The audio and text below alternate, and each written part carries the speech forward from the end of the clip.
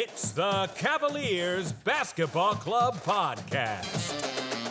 It's basketball time in the Cube. Love picks up Curry. Kyrie Irving from downtown. Up for the layup. Oh, blocked by James. It's over. The 52-year drought is over. The Cavaliers have won the NBA championship. Cleveland, this is for you. Sexton works on Irving. He knocks it down. Heat time. Allen to Garland, 1 second left from midcourt. Strong as well. Oh, and a rejection by Mobley. And he throws the hammer down.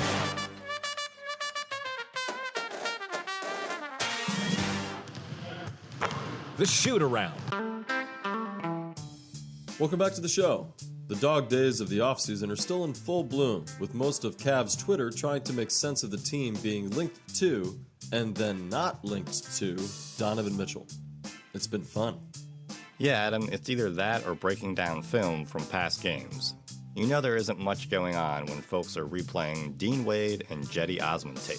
Hopefully, we get some good Colin Sexton news in the near future. Well, Colin, everyone is getting along in the NBA nowadays. I hear the Lakers just traded for Patrick Beverley, who has had a lot of issues with Russell Westbrook. And Kevin Durant has finally said he's staying with the Nets. So everything is good. Has the NBA turned over a new leaf? Well, the season is just around the corner, so obviously teams and players are trying to play it cool, act like everybody is going to get along. I think both situations are going to end pretty poorly. The Lakers were a dumpster fire last season. The Nets weren't a dumpster fire, but Kevin Durant wasn't openly requesting a trade last season. Just Kyrie Irving wasn't openly playing, and James Harden didn't want to play with anybody else. So I think both situations are going to keep trending the way they have been, as poorly as they did last season, and I think they'll continue that way. NBA is a business. All these guys are not friends. They've acted that way for a long time. I think we've all noticed over the years that the modern NBA is a lot more buddy-buddy than what we grew up with. And I think that that's always been a facade. It's always been a sham. Yes, they have their circle of friends, but typically they don't like playing together. These are teams filled with egos, and for good reason. So whenever they talk in the off seasons of, oh, we're going to get together and we're going to have so much success, great, but until you're on the court working through plays and going through the adversity of the actual game, I don't care. You know, you guys can play pickup games together all day long and it's a fun time, but when you're actually competing together, can you get along? Some of these players, like Patrick Beverley, he's made a career off of being somebody everybody hates. So good luck going to any team where people want to play with you. But yeah, like you said, this is that time of year where we get to hear the kumbaya stories, and we get to find out the reality in a few months. As Adam stated at the top of the show, there were reports earlier this week that the Cavs were pursuing a deal to acquire Utah Jazz guard Donovan Mitchell. Then at the end of the week, it was reported that the Cavs were no longer interested. What do you make of all this noise? Well, when this news first broke, I was a little intrigued and I was curious as to why all of a sudden this was getting some attention again. There were links to Donovan Mitchell earlier in the offseason, and you and I mentioned them briefly on a pod like 5 or 6 pods ago. And I think we both will agree on this. We were at the time thinking hard pass, and I think we're still kind of that same mindset. So I was kind of relieved when I heard that the Cavs had pulled their name out of these negotiations. All that being said, I kind of view this as noise from Danny Ainge, the Utah Jazz general manager. He was with the Celtics for a long time. He was a player for the Celtics and a bunch of other places like the Suns. And I see this as a way for Danny Ainge to raise the floor for the asking price for Donovan Mitchell, because Kobe Altman and the Cavs have made it known throughout the league that Evan Mobley, Darius Garland, and Jarrett Allen are their core group of players.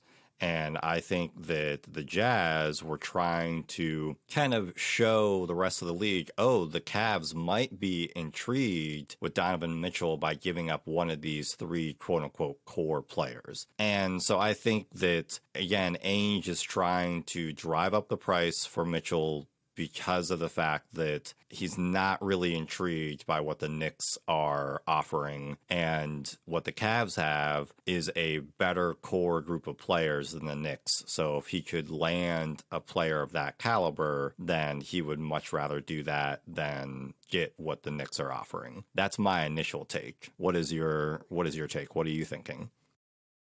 This all has me very confused. I think we've said for many months, probably a year now, that Sexton's value is understated, at least by the fan base here in Cleveland. And now it seems that it's possibly understated by the Cavs organization. Because if they're interested in going after Mitchell, they have Mitchell on the team, basically. I don't really see the difference between the two. There's a couple of stats that are slightly different, but for the most part, they're the same player. And they're going to garner the same wage at the end of the day if they end up being as good as they're supposed to be. Mitchell has proven to himself to be more of a prolific scorer. I don't know if we need that on this team. I think the fact that they're both undersized two guards, and it would leave our team an undersized backcourt, the way that we started off in the first place with the Sexland duo. I'm just totally undersold here. I don't know if it's... I think you're right. I think Ainge is going to do whatever he can to raise the value of his player. The rumors from the jump at the start of free agency were that Utah was interested in Sexton. I mean, that was one of the only teams that I ever saw being floated. So I don't know if this is both sides now feeling it out. If maybe they want to do a player swap. Try to just say, hey, I'll give you Mitchell, you give me Sexton, and a couple of other pieces in between. I don't know if this is setting things up for that, but other than just swapping these players because they're disgruntled of their situations and maybe they'll get what they want in another town, I'm very confused by any of this. I still think that they need to kiss and make up with Sexton and just get him signed. And if they're willing to go over the cap for Mitchell, they should be willing to do it for Sexton. They should be willing to do anything to just lock him in and get him closer to that $20 million a year that he wants. And right now they're saying $40 million for 3 years. Just give him 2 years, $40 million, and be done with it. I don't understand why this can't happen. Even let the second year be a player option, like LeBron always had when he was here, and try to mend the fences, in this next season that's coming up. But all of this is just confusing to me. I also did want to give a short shout out to Evan Damerol and Chris Manning, who they do host the Locked On Cavs podcast, but they also write regularly about the team. And they did a great job of breaking down some of the ins and outs of it. It still is confusing in the sense of what you stated, which is just from a fan's perspective, you're still looking at a small backcourt that's even more money with Donovan Mitchell than you would with Sexton. And as you stated, you kind of alluded to disgruntled. We don't really know if Colin's disgruntled. We have seen that Donovan Mitchell is disgruntled because he didn't like playing with Rudy Gobert to the point where there were stats that alluded to Mitchell wouldn't even pass him the ball on the floor. So that's another little wrinkle that I'm just kind of not keen on players who are that passive aggressive that they would negatively impact the rest of the team's play based on how they're feeling about their whole situation. And we understand it's a business, Yeah, I agree. I think Sexton, that's where he and Sexton diverge as far as how you could compare them. I would rather have Sexton's leadership and his, what he brings to the court. I know that he's not going to get you maybe as many points, but I don't think our team is lacking firepower. So there's a part of me that thinks that, yes, you're right, the problems of Utah have been more front and center. And I think from day one, Sexton and his camp have said, we want to get a deal done. We want to stay Cavaliers. But I've just heard more and more that they're very unhappy and feel extremely disrespected with the way the Cavs have treated Sexton through this process. And they feel like they've been taken advantage of because he got injured, and therefore the Cavs could kind of take care of other parts of their business rather than shore things up with Sexton. So again, I just don't know why they can't kiss and make up, maybe lower it down to a 2-year contract with the second year being an option, and give him his $20 million that he wants because he's earned it. He's proven it over the years. Give it to him. The only argument I've heard around town are from people that weren't paying attention and think that he doesn't deserve it. And really, from what every place that I can read or hear, it's not that he doesn't deserve it. It's that he's a victim of his own circumstance of, you got injured and so you missed out. people are not making the argument that he was a bad selection anymore. They're not making the argument that he would negatively impact the team if he was back on the Cavs. I think that most people would see it as a positive from the NBA community. But you're right. In this podcast, you are the on-the-ground reporter of the two of us. And I have also just paying attention to kind of the discourse about Sexton via Twitter. There is discourse about what Sexton really is and should we pay him that much. And so I understand why it definitely does come across as that he's being disrespected. Are you concerned the team could think it needs to make a big move too soon? How would getting somebody like Mitchell mess up our ability to keep what we have? I mean, I know the article that you had sent me talked a lot about Mobley and the money he's going to be owed very soon. And he will be owed that money.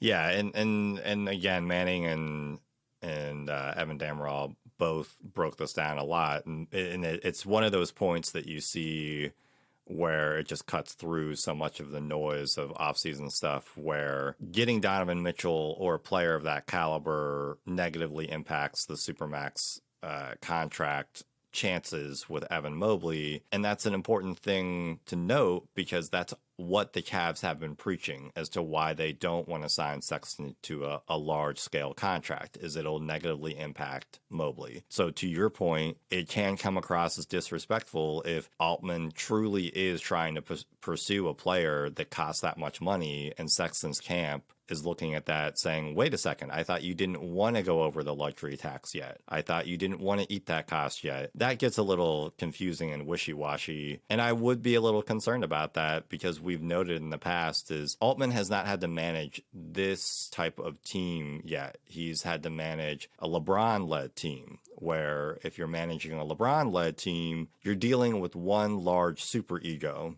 where in this case, he's having to try to manage many egos of a young team trying to figure itself out. So I would be a little concerned about that. You? Yeah, this Mitchell stuff makes me, for the first time, worried that we're the kids that are not happy with our Christmas toys. You know, like, everything that we've assembled, everything that we've gotten, it's all that we've wanted, but what's over there? What does he have?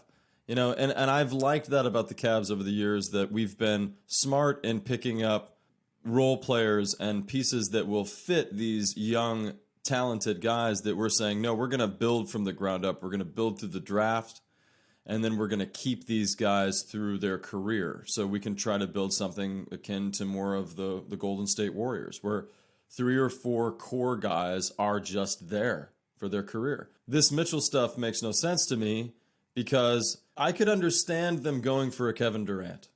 I don't want them to, but that's the shiny prize that you can say, we don't have anything like that on our team. He's got championship experience. He's a vet. He's going to bring so much to our team that we just do not have, right? If we have it, we don't have it in spades like a Kevin Durant. Mitchell is a Sexton. So what's the deal here? I know that he can have 45, 50-point games and really excite you, but I believe Colin could have done that too at times if he had been more selfish, if he had been more interested in getting his shot off instead of looking for his teammates. And that's one of the things that's made him so endearing to every Cavalier player, and why I believe the team itself wants Sexton back, but the organization is playing the business game too much, and they're insulting his side of the business too much for this to end up working out. This Mitchell stuff is the last straw if they truly are going to pursue it. They need to stop and just make up with Sexton. For sure. There's still a relationship there with Colin. I think that what you talked about earlier, I do think that Colin Sexton is still a person and a player that we have seen on the floor and off the floor as someone who will still come back and perform at a high level for the team. He's not going to sit there and let some business decisions or some things negatively impact how he performs for the Cavs if he comes back. There's nothing about this kid's makeup that makes me believe he isn't going to come back stronger and better. And if you put a giant chip on his shoulder, look out. I don't want to have Colin Sexton look forward to playing the Cavs for the rest of his career. That's what I'm seeing on the horizon here. Because, there's a reason why he's called Young Bull. Well, very soon he's not going to be young anymore. He's just going to be the Bull. He's just going to be that guy that is coming at you. We have nicknames for a reason. They follow us around because they're based on our tenacity, our intensity, our willingness to drive ourselves to greatness. And Colin Sexton has that in spades. So you want that on another team and you want to bring in a guy like Mitchell to replace him? That doesn't excite me as a Cleveland Cavalier fan. This week marked Kevin Love being with the team for 8 years. What are some of the highs and lows you remember most from his time as a Cavalier? Well, Kevin Love came in at a time that was so exciting to be a Cleveland Cavalier fan again. LeBron coming back was a dream come true. It was something that you and I had figured he would do, but would probably be towards the end of his career, so around now. His move to LA was basically when I thought he was going to come back to Cleveland. And instead, he made the jump kind of like what he said. It was like he was gone for a college stint and then came back. I've got my problems with the fact that he had to state that he wanted to raise his family here, and this is just such an important place to be, and you work for everything, nothing is given, everything earned, all that malarkey. My point of going into a LeBron statement is that Kevin Love came here at a time when we really were only thinking about the fact that the king had returned. And yes, it was great that we were getting Kevin Love, but we already had Kyrie Irving, so he really became the Chris Bosh to our big three right away. And never really got the respect that you would think he would get coming in from a team where he was the man there. He was scoring 25, 30 points a night and was definitely one of the best power forward, small forward type players in the league at the time. Took a major back seat to that role by coming here and being third fiddle to Irving and LeBron. And every year just about, when things weren't going right, it was always a discussion of trading him. It was never, they should break up Irving and LeBron. It was getting rid of Love. We've been critical of him over the years. I would say the long way around to my answer here is that the high for me is that Kevin Love's longevity won out in Cleveland. That even though he wasn't the guy everybody was excited that we got, he's the guy that still remains.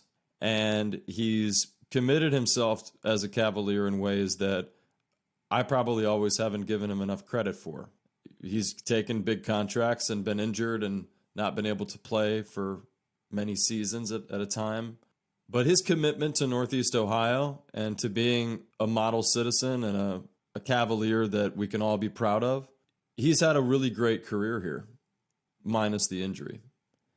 And I'm proud of him for weathering all of the trade rumors and the difficult times between the egos of Irving and LeBron, and the fact that he played such a big role in our championship win. Kevin Love will always be a Cavalier in my mind because of the time he's put in here, and I'm happy that he came here. Yeah, I mean, I think that was a good summation in respect to kind of everything that Kevin Love has had to go through as a Cavalier, and even his career. I know he went through issues in Minnesota as well. To be more specific in respect to the question, I would say the ultimate high, and you alluded to it earlier, is him stopping Steph Curry during the NBA Finals in that Game 7. It raised a level of tension to the nth degree when you had Kevin Love isolated on Steph Curry in those final moments of the game, and him actually getting a stop against what is still one of the best shooters, if not the best shooter in NBA history. And so that was probably, as a play, his highest of highs. And that would that is the thing he will be remembered as, not just as a Cavalier, but as an NBA player, is that stop. But then to get into what you were also talking about, for him to keep playing at a high level, going through all the trade rumors, going through all the injuries that he's gone through, he's had to adjust to expectations. He's had to adjust to how he executes as a player, how he approaches the game.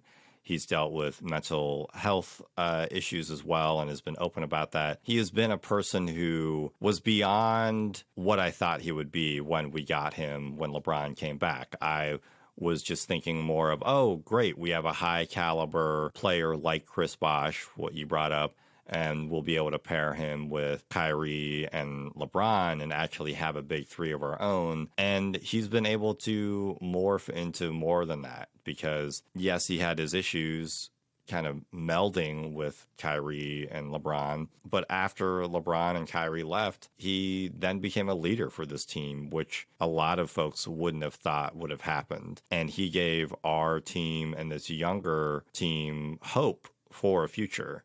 Kevin Love stayed. Yes, he got paid for it, and a lot of people had issues with how much money he got, but he still was an all-star caliber player staying with Cleveland as opposed to saying, all right, I'm out of here, I'm leaving, trade me tomorrow. And I give him a lot of credit for that. I never had any problem with the money. I had a problem with the years. I just thought they gave him too many years for a guy that had injury issues. So is that how you felt about it too? Yeah, it was one extra year too many. And he deserved the money because he is still a high caliber player. But as you mentioned, the lows were just his injury stuff. But you can't change that. Injuries happen. He has had too many to name, unfortunately. Thanks, Kelly Olynyk. He's been able to progress through that. He was a leader this past year. I never imagined him being a sixth man of the year candidate. It's been many more highs as a Cavalier fan, and I think for me, really the only frustrating thing I think that I've had with Kevin Love is that he clearly is a high caliber player, and I've enjoyed what he's done for the Cavs so much that I get frustrated with myself that I downplay his importance because he's been injured so much. That's the thing, is it kind of gets foggy because he's been on the injury report so often. The final seconds. Caris LeVert just turned 28. Do we remember that he is on the team? Full transparency, I wrote this question because I honestly keep forgetting that Caris LeVert is on the Cavs roster. I hope that he's on the roster going into the season because I am kind of excited to see how he plays because he played so little for us. But happy birthday to Caris. And, maybe for a birthday gift this year, we'll get a playoff run out of you. Caris still feels to me like he's going to be a casualty of a trade of some kind, some package deal. I think especially if we go after Mitchell, which please don't, but if we do, I think LeVert probably won't stay. I still have a hard time seeing how he fits on this team moving forward, but I'm certainly interested in seeing it if he stays. It was underwhelming last season how he came in and wasn't really used the way we had hoped. But I think the fact that we were trying to find a replacement for Rubio, that was just not going to happen, and LeVert was especially not going to be that player. If anything, he was a replacement for Sexton that came way too late in the season, and we didn't need that answer at that time. So, yeah, let's find out. Let's wait and see. But right now, it feels like he's going to be on the trading block. With Durant now staying in Brooklyn, does the East run through them? No, I think they still are far too off their rocker. How are they going to get everything together in 25 to 30 games to start the season off? I think it's going to take a minute for them to figure out how to play with each other. You got your main guy wanting the president and the coach, or the GM and the coach, to be fired? The GM and the coach. Yeah, you wanted Kyrie Irving to be traded. You brought in a guy in Ben Simmons who knows if he'll ever play basketball again. He says he will. believe it when I see it. So, no, are they a team? I mean, great, they're keeping him. I don't know. If the East goes through the Nets, then the East ends up having a lot bigger problems than we imagined. And the Cavs will end up having a horrible season that you and I will just probably quit this podcast. That was one of your best answers ever, and it was everywhere all at once, because that's how the Nets are. If I'm a Nets fan, I'm like one morning burning all my stuff, the next morning trying to, put it in a glass case to preserve it forever. I agree with you. If the East runs through Brooklyn, then there are a lot of issues going on with other teams. I also think that it's funny that a lot of NBA folks think the same way, but they talk about it in the opposite, where they say, well, the Nets have a really good core around them now, like a lot of good role players, so they'll be able to help with this team. When the Nets acquired Kyrie and Durant and Harden, they were saying, well, the rest of the role players aren't as good, but they have the really good three players. Well, which is it? Are they going to be led by Kevin Durant or the role players on the bench? This is Durant's team, and the fact that you're only getting buy-in from one of the best 5 players in the NBA a month and a half before the season starts, that's a big issue. Are we downplaying how important the Rubio signing is for this squad? So I brought this up because Greg Schwartz of Bleacher Report said that Rubio was the 5th best under-the-radar signing this offseason. And it just kind of made me think that we are both, I think, really hopeful that Rubio comes back on a healthy scale and that he is a contributor. At the same time, my thinking is that Rubio is still a really good signing because he will be a good presence for the roster. I think he will still continue to help Darius figure out how to be a lead point guard even more than he is now. And I think that it bodes well for the rest of the organization that Rubio wanted to come back. That has been such a rare thing for Cavs players in the past. Sans LeBron, a player would leave and they'd be like, I'm good. I don't think I need to go back to Cleveland. So I think it's a good sign that Rubio sees a lot of potential out of this roster and wants to be a part of that. Ricky Rubio is a professional that almost from the jump, he's been considered that way. Early on in his career, he's been known as one of the most mature guys in the league. And I think on a team that is considered one of the youngest in the league, and we need that kind of veteran leadership. We saw firsthand not only what his play on the court brought our team last year, but you could also tell how he was getting the team to just calm down in certain situations. And the fact that he and Love had a previous relationship, had played together, that was just a wonderful duo of leadership, of veteran leadership. And I think that the only reason why I have undersold this is because I want to know how severe his injury is. I want to know if he's going to come back 75, 80, 85% of what he was. That's a serious injury. It's a repeat injury, and it will take away some of his explosiveness, which frankly is one of the things that makes him effective in the league. He actually plays very similar to Kyrie Irving. So if he doesn't have that ability to create separation by moving one direction and then the other direction quickly enough, he's going to have to completely change what he does out on the court. And he may not really be that scorer that we saw him being, and he may just become a facilitator only. I don't know. But I do think that he is a terrific re-signing for this team, and you can believe that we're going to get more of the same production from him regardless if that quickness is gone, because the production really came from his leadership with these young guys, more so than just the numbers on the court. What are your thoughts about Lauri Markannen recently commenting that the Cavs were only slowed because of injuries last season? Is he listening to our podcast? Oh, come on, Lauri.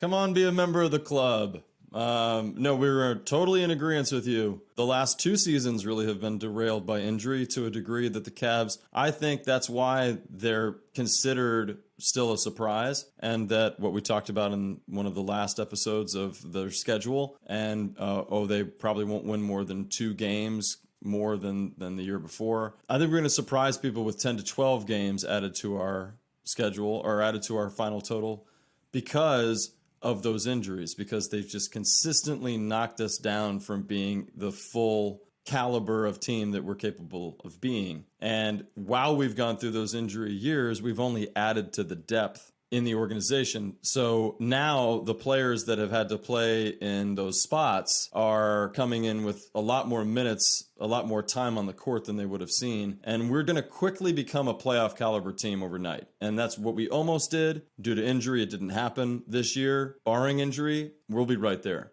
So thanks, Lauri. Keep listening.